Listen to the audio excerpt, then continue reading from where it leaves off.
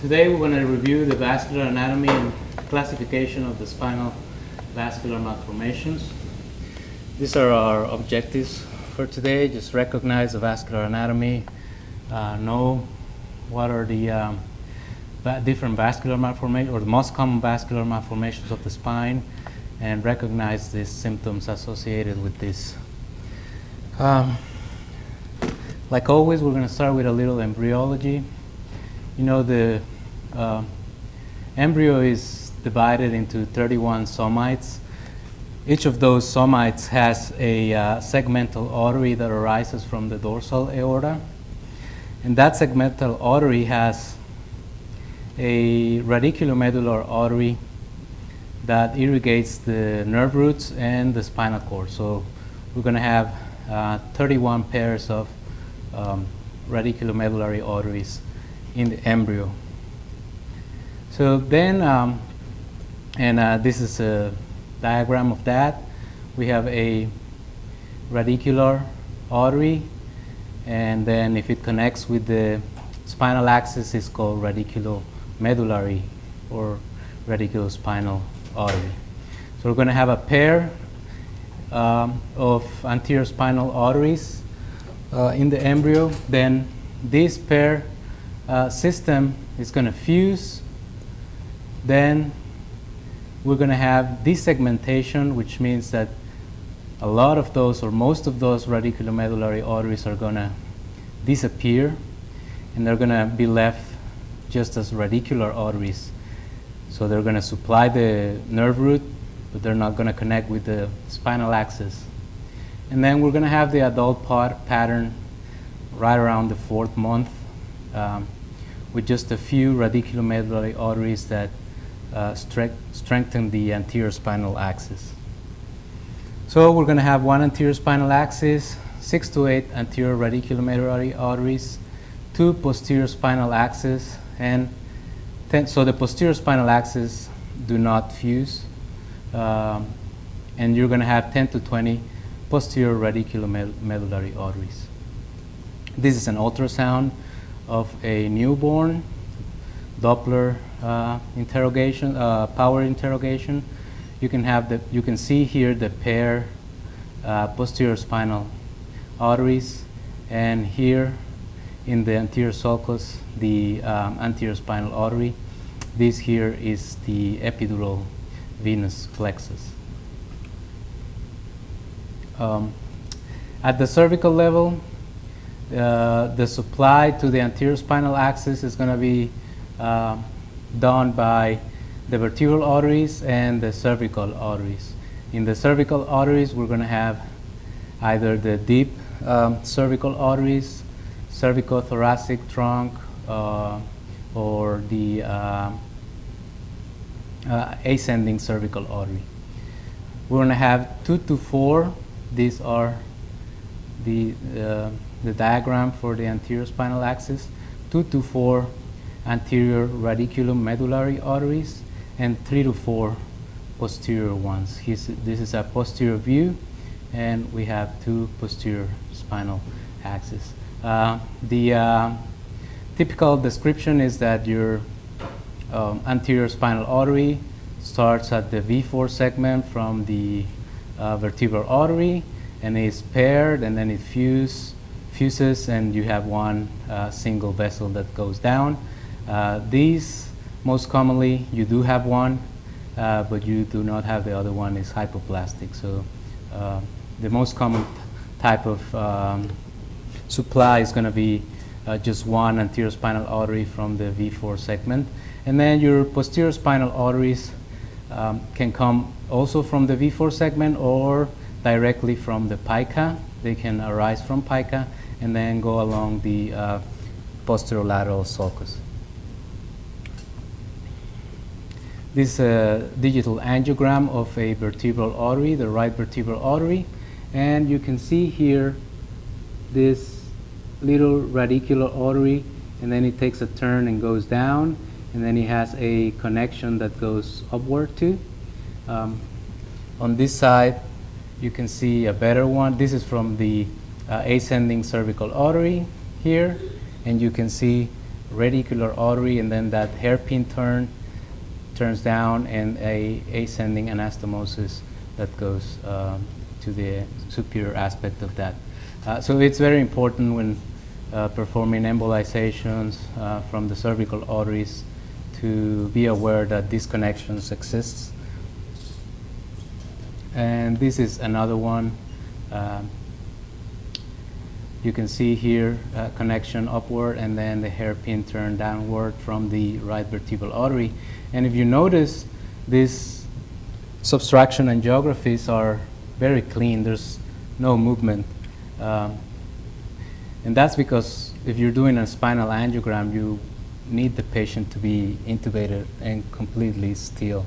Otherwise, if you're doing a regular diagnostic 4-vessel, you're not going to be this tiny little vessel. You're not going to see this tiny little vessel. Just with the breathing of the patient, that's enough to miss that. Then we go to the dorsal or thoracic spine. You're going to have that the intercostal arteries and the subcostal arteries are going to supply 1 or 2 anterior radiculomedullary arteries and 9 to 12 posterior radiculomedullary arteries. And at the lumbosacral level, you're going to have the lumbar arteries and the lateral sacral artery that usually just supply 1 or none or 1 or 2 posterior spinal arteries. At the dorsal level, we're going to have the anterior spinal artery magna, or the artery of Adamkiewicz, and I'm going to talk about that one a little bit later. This is just a sketch of an axial view. You can see the aorta and the intercostal arteries. So the vessels that the intercostal arteries have, the branches are branches to the vertebral body. And then you're going to have a anterior division and a posterior division. The anterior division is going to go along the rib, and it's going to be your proper intercostal artery. And the posterior division goes to the vertebral body. That posterior division is going to have again, another division, one for the posterior musculature of the spine, and one for the contents of the spinal canal. And that one that goes to through the neuroforamen is going to supply also the posterior aspect of the vertebral body with the retrovertebral anastomosis here. You can see it connects both sides, and that's an important anastomosis too. And you're going to have your radiculomedullary artery that connects with the anterior spinal axis, or a posterior radiculomedullary artery if you have that at that level. Here is just to show again, just the same. This is a Netter sketch showing that vertebral branch, or the osseous branch, the radicular branch, and this posterior osseous branch to the posterior ring of the vertebral body. Adamkiewicz is the one that first described that large thoracic radiculomedullary artery that supplies the conus medullaris and the lower thoracic spine. That's going to be found between T9 and T12 on the left 75% of the time. And it's an important artery to identify when you're doing a diagnostic angiogram, because that's going to be the main supply to your dorsal, to the mid-lower dorsal spine and your conus medullaris. This is a selective injection of the T12 subcostal artery on the left. You see all this. This is the lumbar artery. This is an AP view, a lateral view. So this is a lumbar artery. You have all these muscular branches. And then you see this long radicular artery.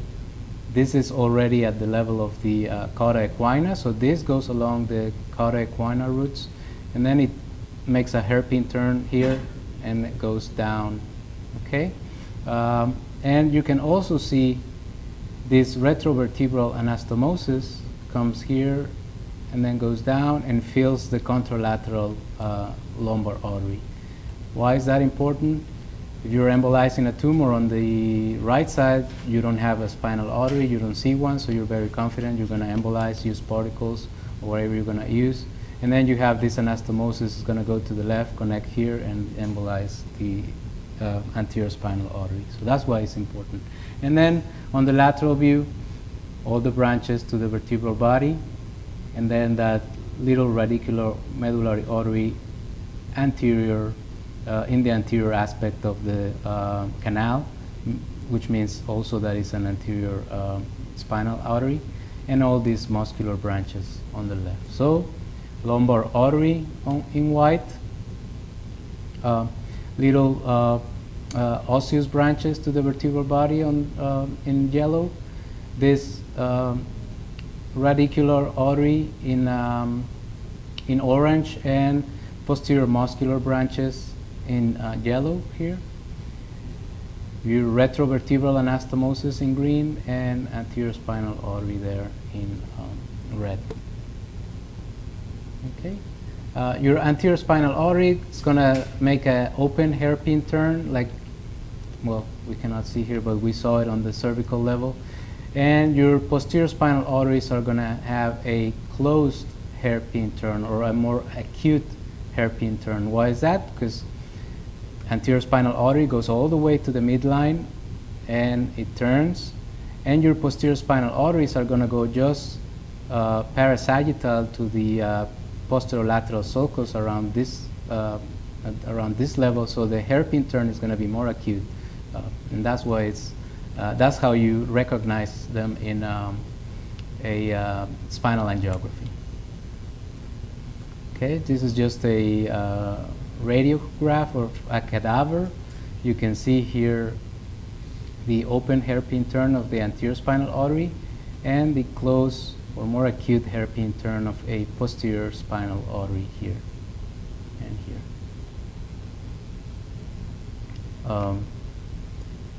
Again, this line is showing you the anterior aspect of the canal, like where we saw that other vessel, and this is a posterior spinal artery with that acute hairpin turn.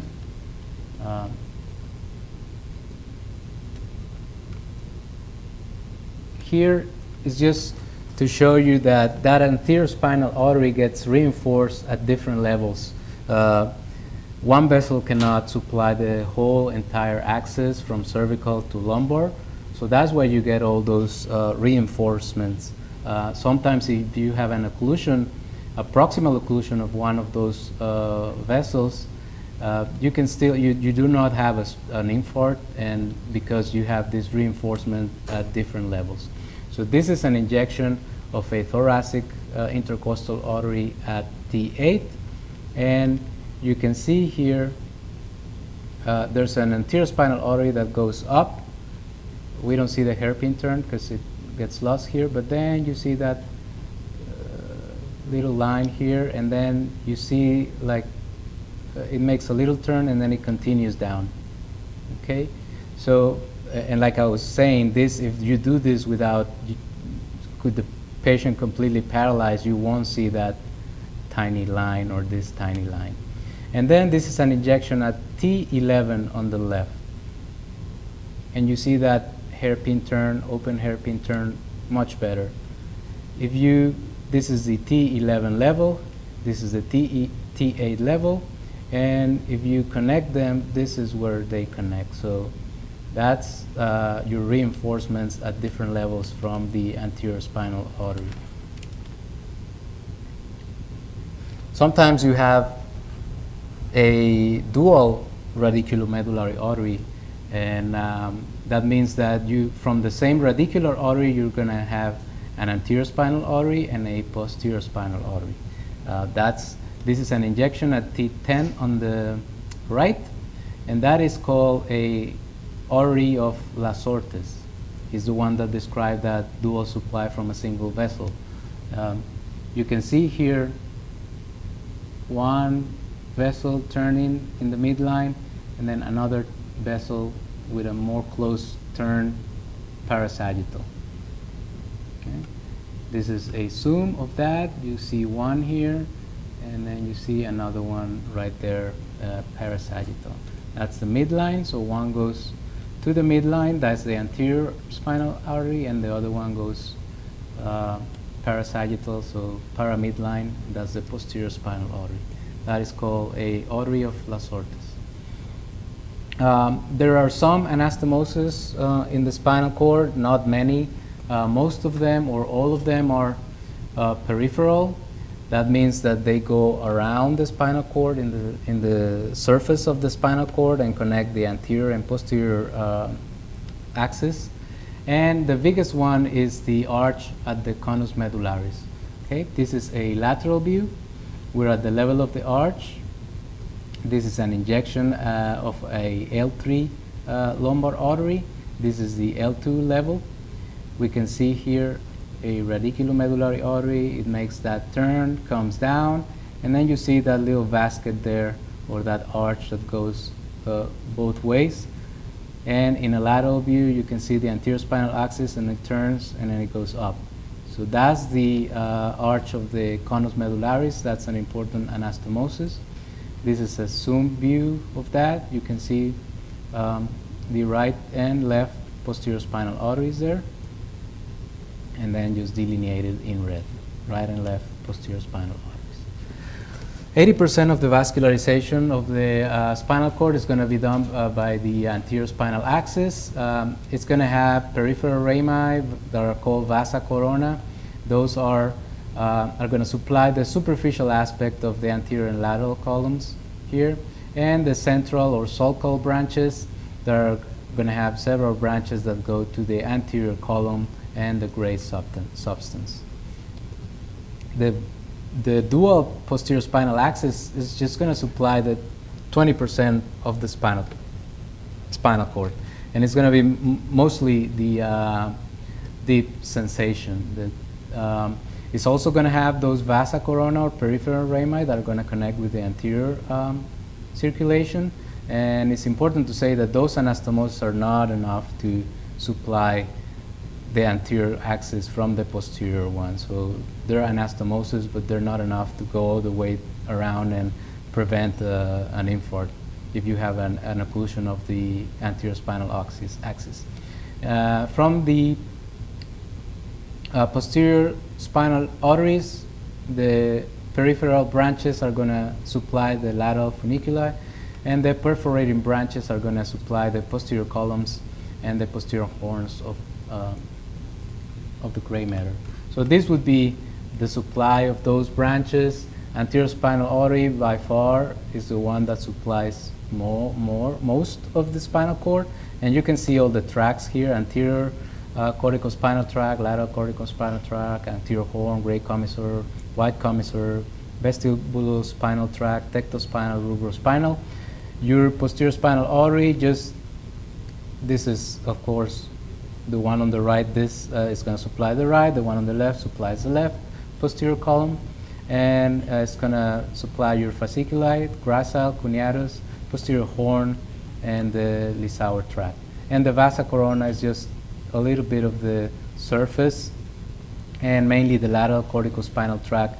The external fibers are from those peripheral branches that go to the lower extremity. Okay. So that's the anterior. We have here anterior spinal artery, the sulcal or commissural branches here, and then they divide radially for most of the anterior spinal cord. That's the territory. You get an infarct of the anterior spinal artery. You have paratetraplegia, loss of sensation to pain and temperature. Your deep sensory input and vibration remain intact. Posterior spinal artery, loss of deep sensory stimuli, proprioception, and if the posterior horns are affected here, you also will lose pain and temperature. Now we go to the venous system. The drainage is done through the epidural plexus of Batson. You're going to have your radial intraspinal veins they're going to connect to anterior and posterior perimedullary veins here, here. You're going to have several of those. Those dural veins and radicular veins also drain into the anterior and posterior perimedullary veins. And then you're going to have radiculomedullary veins. So the difference between this one and this one only drains the nerve root, and this one will drain is the counterpart of the artery. This will drain the spinal cord and the nerve root, and then these radiculomedullary veins will connect with the epidural plexus. So you have here the epidural plexus. The vertebral body also drains into that epidural plexus of Batson. You have anterior and posterior radicular perispinal veins. Then those perispinal veins go to radiculomedullary veins, and then they connect to the epidural plexus. Then that epidural plexus will drain into the intercostal arteries or intercostal veins or lumbar veins, depending on the level. And then on the right side, they'll drain into the azygos system, on the left side into the hemiazygos system. At the cervical level, that same epidural plexus you have there, it's going to drain into the vertebral veins, and those vertebral veins will exit at the C6 transverse foramen, the counterpart of the vertebral artery, and connect to the subclavian veins. And at the lumbar level here, you can see those lumbar arteries connecting with the azygos, hemiazygos system, and then continues as the azygos. They do not have valves, okay, but they do have an anti-reflux system, and it's mainly that anti-reflux system is based on the angle that they pierce the dura, and that's how they have that anti-reflux system. You have a main anterior spinal vein that is it has a similar disposition as the anterior spinal artery. Okay, so this is an injection of a T9 intercostal on the right. You have here anterior spinal artery, and then these are radiculomedullary veins, more radiculomedullary veins that drain into the epidural plexus here and here. So this is your venous drainage here, and that venous drainage to the epidural plexus. This is at the cervical level. So this is the anti-reflux system that they have. It's just the angle they pierce the dura, and the dura actually acts like a valve. So they don't have valves like lower extremity veins. So this is how the anti-reflux system works. Anastomosis, we already talked about them. They're very small caliber, and the most important one is the arch of the conus. And there are no transmedullary arteries. There are no arteries that go that traverse the spinal cord and connect with the anterior or posterior systems. We already saw this. That's the conus medullaris anastomosis, and this is again a frontal view. This is a T11 on the right, and you have a posterior spinal artery, and then you have those peripheral anastomosis.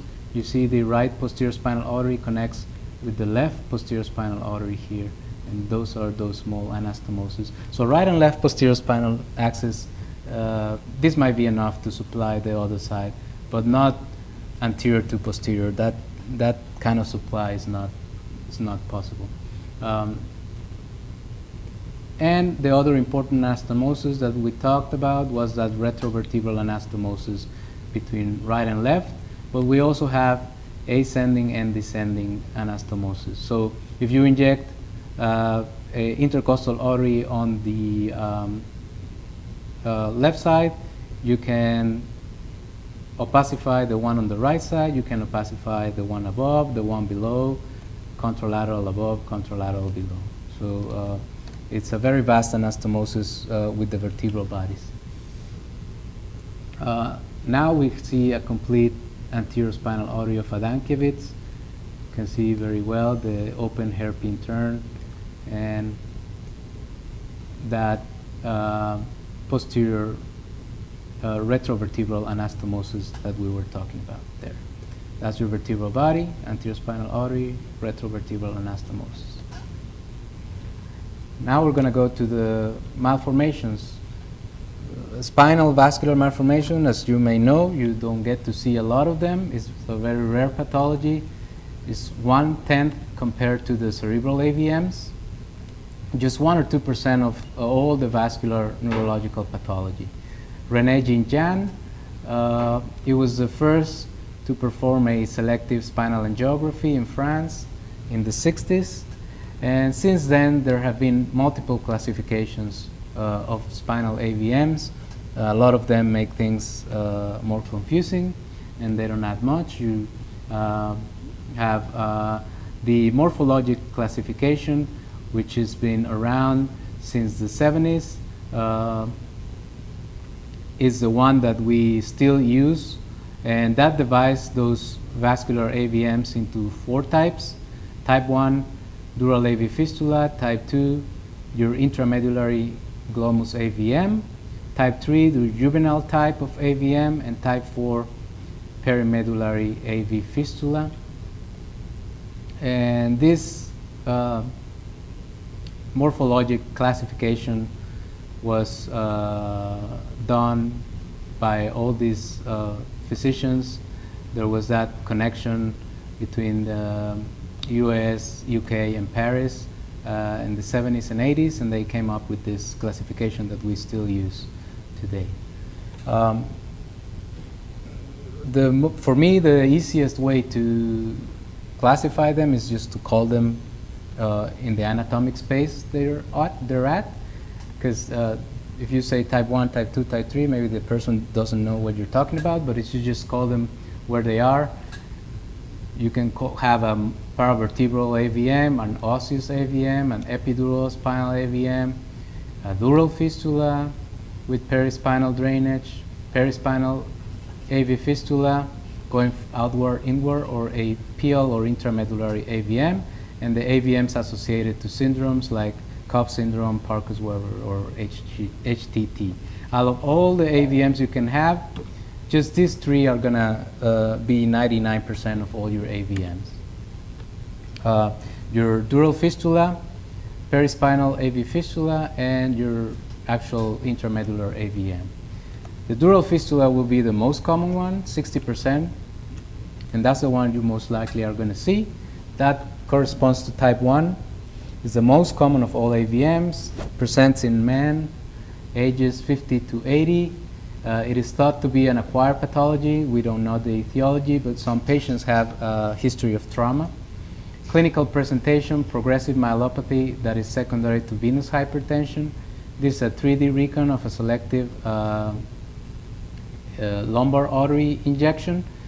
You can see the lumbar artery, and then you have that radicular artery that connects with the perispinal veins. And the perispinal veins are, again, 98% of the time in the posterior aspect of the cord. A dural branch is going to connect with a radicular vein, and since the dural branch has a higher pressure, it's going to reflux that radicular vein into the perimedullary veins. The actual shunt is located within the layers of the dura, and like I said, posterior spinal drainage is most common. Most of them are dorsal and lumbar. Those are the ones that you're most commonly going to encounter. And you can see here, this is the dura. This is where the shunt is, right at the layers of the dura, and then you have engorgement and dilatation of the radiculomedullary vein and the perispinal veins. And this is just that other one. This is the dural branch, and that's the perispinal veins. In MR, you're going to have hyperintensity of the cord in T2, secondary to edema and venous hypertension. You're going to have phloboids or serpiginous perispinal vessels that are going to be veins that are going to be on the posterior aspect of your spinal cord. The conus may be widened if there's enough edema. There may or may not be enhancement with gadolinium, and if you have the ability to perform MRA of the spine, it helps to localize the shunt. CTA only helps to localize the shunt if you can see it. This is a T2 weighted image of a sagittal view. The cord is almost disappear here, the same intensity as the CSF. It's all edematous, and you have all these big serpiginous vessels on the posterior aspect of the spinal cord. That's your typical spinal dural AV fistula. When you do an angiography, you're looking for that shunt, and if you don't find the shunt, you can look for the normal venous drainage of the artery of Adamkiewicz, which should happen within 2 or 3 seconds. And this video is not working. So, okay, that's an indirect sign that you have a fistula. If you inject your artery of Adamkiewicz and you never see the venous drainage, that means somewhere there is a dural fistula. And that is because you have venous hypertension, so it doesn't allow the blood to return. If you have normal venous drainage, then you do not have a fistula. 45-year-old male, decreased sensation of the and strength of the bilateral lower extremity, 2 years. You can see spinal cord widening and T2 hyperintensity, and it's not shown very well here, but you can see that there's something irregular in the posterior aspect of the spinal cord. We did a spinal angiogram. We can see here a common intercostal trunk for T9, T10, T11, and the T11 branch, intercostal branch, has a little shunt that drains into a vein that goes to the spinal cord. So this is the diagram of that shunt. You can see the shunt is within the layers of the dura. This is where the dura is, and then it drains into the posterior spinal veins. So that's your shunt there. Your perispinal AV fistulas, just 7.5%, so this is the third most common. The difference between the dural AV fistula and perispinal AV fistula is what branch is causing the shunt. This will be the type 4 of the morphologic classification, and then Merland in 1980 further subdivided in 3 types according to the caliber of the artery and the vein: small, venous, small, medium, large. Type 1 is a small caliber artery and vein. Like I said, the difference is what artery is causing the shunt. In type 4 or perispinal fistulas is your anterior or your posterior spinal artery that connects with the anterior or posterior spinal vein. So that's actually inside the thecal sac and on the surface of the spinal cord. So type 1, it occurs in adults. It can be from the anterior or posterior spinal artery. It usually is just one feeder. Initially presents with hemorrhage or venous hypertension, and the venous drainage is at a distance from the shunt. If you have the shunt at the conus, the veins will usually drain at the thoracic level or at a distance, so that's what causes venous hypertension. 50-year-old male, again, spinal cord edema, a lot of serpiginous blood vessels in the surface of the spinal cord. This, by all means, could be a dural AV fistula. It has progressive myelopathy, paraparesis, sphincter dysfunction. So in an MRI, it's exactly the same as a dural fistula. So that's why every spinal malformation requires an angiogram. We have a selective injection of T9. We have an anterior spinal artery here. It continues to the conus here. This is the continuation here, down to the conus, and then it comes upward. And this is the venous return upward. So the shunt is right there at the conus. Much easier to see in a dynamic fashion or video. So that's the diagram of that little shunt. Type 1 perispinal AV fistula, type 4, and type 1 of the subclassification. Type 2 are medium caliber artery and vein. Again, adults, anterior posterior spinal artery. The difference is these are usually multiple feeders. So you have feeders from anterior and posterior spinal arteries that drain into those veins. They present the same way. They have the same findings in a MR with cord edema, widening of the cord, and perispinal vessels. And the difference is in the angiogram. This is an anterior spinal artery, and you have all these little shunts to the anterior spinal vein. And this is a posterior spinal artery also having those shunts to the anterior spinal vein and draining at a distance. Here's a continuation, another branch, posterior radiculomedullary branch, that small hairpin turn, and drainage at a distance. And another branch from the right L2, and the drainage cephalad. So this one had cephalad and caudal drainage. So it had shunts from T12 left, T9 left, L2 right, and the drainage cephalad and caudal. And that would be, if you put them all together, this is about what it would look like. That's a type 2 perispinal.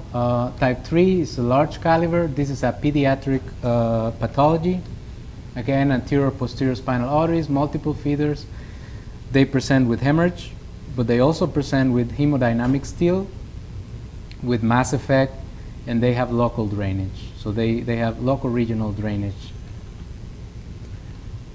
Again, you see this would be a pediatric patient, and you see all these serpiginous blood voids and widening the spinal cord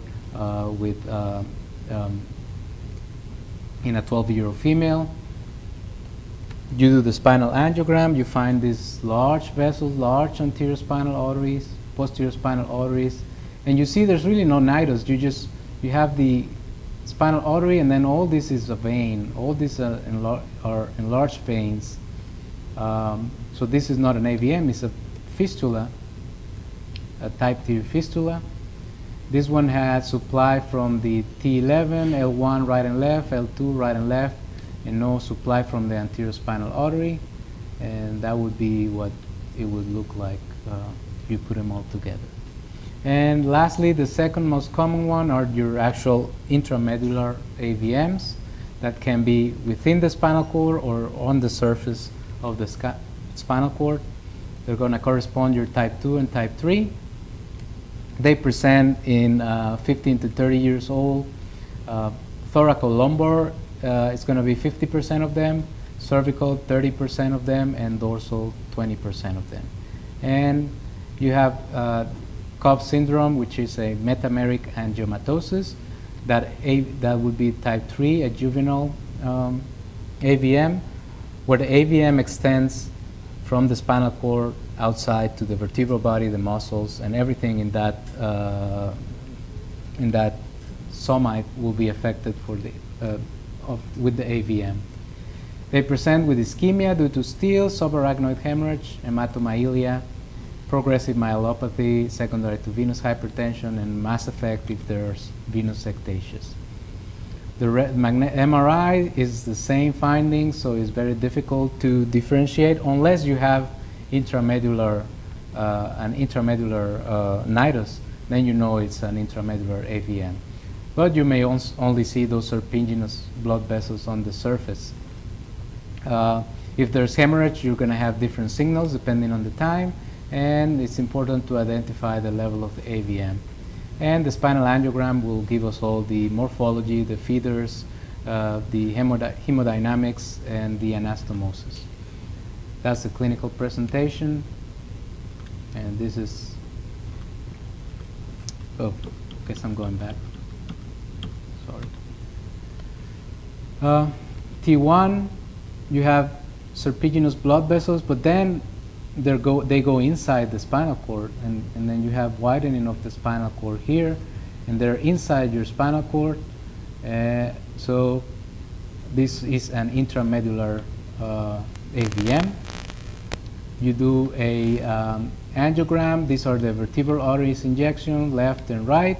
You can see all the vessels and the nidus within the spinal cord. It has superficial and intramedullary components at C5, C6. It has an anterior spinal artery supplying the AVM from the bilateral vertebral arteries, and it also has posterior superficial components from the intercostal cervical trunk and a common trunk for T3, T4, and T5. So this is similar to your brain AVM that you see. You have a nidus and you have draining veins. And this, again, there's a lot of blood vessels that they fill the spinal canal. In this case, you can see spinal cord is already atrophic due to steel. The patient has severe dysfunction, sensory level, cauda equina and Conus syndrome, sphincter loss, severe neuropathic pain. This patient had an attempt to remove this surgically and didn't work. The AVM is an AVM of the conus and the cauda. It had several lesions. It had a Dural Av Fistula, and it had also an AVM. So this was treated with staging embolization. First, we treated the Dural Av Fistula, and then we treated part of the AVM. This is the cast of that Dural Av Fistula. And then he had a perispinal fistula too. So this patient had all three types. And then these are all your draining veins. That would be the map that you want to get from your spinal angiogram. Anterior spinal arteries in red, posterior spinal arteries in yellow, and dural branches in green, and in blue all your venous drainage. So in conclusion, it is important. I mean, if you see a spinal AVM in an MRI or CT, or just suspect one, if you don't have an MRI, your first study should be an MRI, and then after you are confident you have one, then a spinal angiogram is a must for either surgical or endovascular treatment. We should have a complete map, and embolization, if possible, is the first choice for these AVMs. And that's it. Thank you. Questions?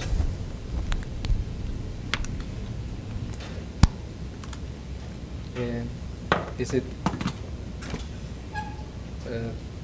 clear or more confusing now? In your MRIs, it's going to look all of them. You just have T2 hyperintensity and a lot of blood vessels around the spinal cord. So it's hard to differentiate the types unless you have the nidus. And then from there, you should just always suggest doing an angiogram, and that'll be the next step. Now we have this simulator here. It has a lot of cases, so you can play with it. Students, residents. It's going to be here till 2 o'clock, so everybody's welcome just to come up and play with it. Somebody